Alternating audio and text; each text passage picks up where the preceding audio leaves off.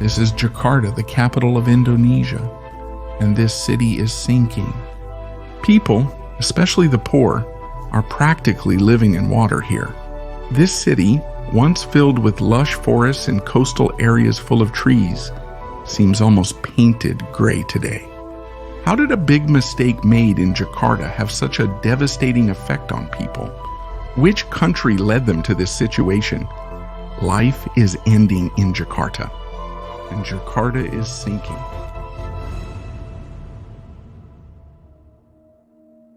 This is the Valaduna Mosque in Jakarta. People last prayed here in 2001. Now it is underwater and completely in ruins. The mosque was built on the coastal part of the city just outside the levee. It is predicted that it will be completely underwater soon because the sea level in Jakarta is rising every day. What I'm talking about here is not just related to global warming or the melting of glaciers. Let me show you this with a map. A map showing how much of this city is underwater today. If we go back in time and break this down into specific annual periods, we can see how fast the city is sinking. The process that began in 1997 has grown to massive proportions by 2017. The dark blue areas show the parts that are under 313 feet of water, and this is increasing. Calculations show that the soil is submerged under 29.84 inches of water annually. Normally, people want to live by the sea. Even the houses in this part are very expensive. But this is not the case for Jakarta. In this city, living in some coastal areas is much cheaper than in the inner parts. In fact, when we look at the city from above, we can see that the poor people in the coastal areas have built makeshift houses. People here, especially those in the coastal areas, are engaged in fishing to make a living, but they are worried about their lives for the near future. Due to the rising waters, most businesses in the coastal areas have shut down. People here are literally living on water.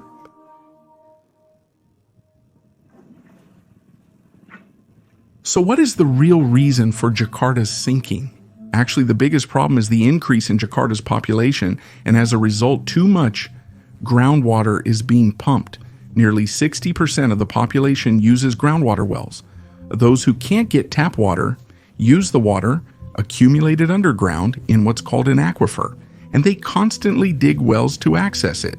Because they can't get tap water, water companies are literally sucking up the underground water like a hose every day, and as a result, the ground starts to sink. For instance, think of this as one of the wells that's been dug and multiply it by dozens of wells.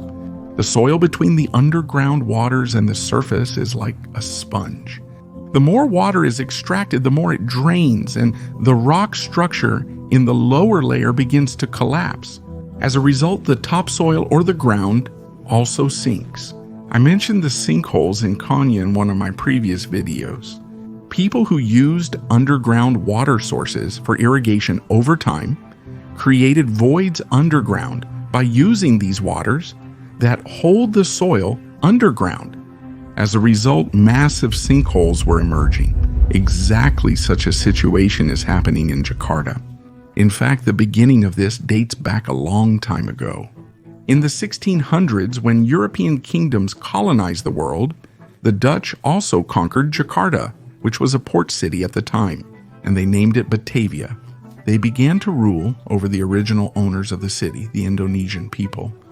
What they thought about the city was to reduce the floods that occurred, and to build a canal system aimed at segregating the population. So, they wanted to separate the low-status people from themselves and keep them outside of this canal. This was also the beginning of colonial urbanization. After a while, sediments from irregular water flow clogged all the canals. Diseases began to breed in the clogged canals. The Europeans realized this couldn't go on. They began to migrate south and abandon Batavia, leaving it with the disease they caused. The blockage in the canals continued and deaths increased due to infectious diseases. But instead of saving the canals, the Dutch began to use water pipes in the south. In the 1870s, they carried water through iron pipes underground to distribute water to homes. Water meant life, and life was now good for them. But the abandoned people were fighting for survival. People in areas without clean water settled in places where they found water, resulting in irregular settlements. The local population became dependent on people who found and sold water. After a few decades, public fountains were built in some places, but they were never enough. Years passed, and after World War II, the Dutch recognized Indonesia's independence. But according to the prepared report, during this process, villages were burned, people were tortured and executed, and more than 100,000 Indonesians were massacred by the Dutch. They left behind a city built on a swamp and people struggling to find water. Batavia, or today's Jakarta, continued to grow. The canals were closed, skyscrapers rose, and the population increased. As a result, after this irregular formation, the city started to regularly get flooded. After the city gained its independence, the number of people who had tap water was 12%. By 2015, it could only rise to 40%.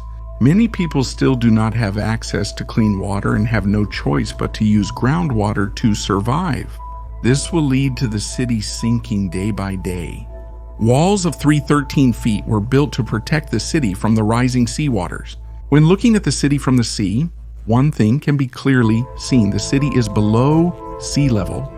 Especially the coastal area of Jakarta is about 1.09 yards below sea level. It's hard to estimate how much the walls can withstand this. In fact, some walls have already started to leak.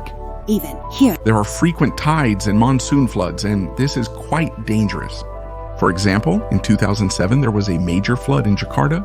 Rivers and canals overflowed, and houses were submerged.